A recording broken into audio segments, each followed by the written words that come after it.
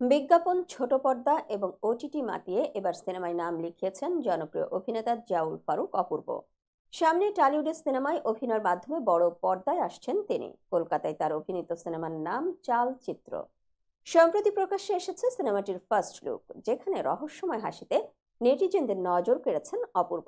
সিনেমাটি নির্মাণ করেছেন প্রতিম ডি গুপ্ত। সামাজিক যোগাযোগ মাধ্যমে সিনেমার ফার্স্ট লুক পোস্টার প্রকাশ করেছে প্রযোজনা সংস্থা ফ্রেন্ডস কমিউনিকেশন। ক্যাপশনে লেখা হয়েছে, তার নাম কেউ জানে না, কিন্তু তাকে ছাড়া খুনি ধরা অসম্ভব। পোস্টারে একক ও অন্যরকম আবহে তুলে ধরা হয়েছে অপূর্বকে। পোস্টারটি প্রকাশের মাধ্যমে জানানো হয়েছে, আসন্ন বড়দিন উপলক্ষে আগামী 20 ডিসেম্বর পশ্চিমবঙ্গে মুক্তি পাবে চালচিত্র। সিনেমাটি প্রসঙ্গে অপূর্ব আগেই বলেছিলেন, গল্পটা এত চমৎকার যে লোভ সামলাতে পারিনি। শুধু গল্পই নয়, চরিত্রটাও বেশ ইন্টারেস্টিং, যেটা আরো বেশি আমাকে টেনেছে। দারুণ টিমের সঙ্গে কাজ হয়েছে। আমি যেন নিজের অভিনয় দিয়ে বাংলাদেশের মান রাখতে পারি, দর্শকের মন জয় করতে পারি, সর্বোচ্চভাবে সেই চেষ্টাই করেছি।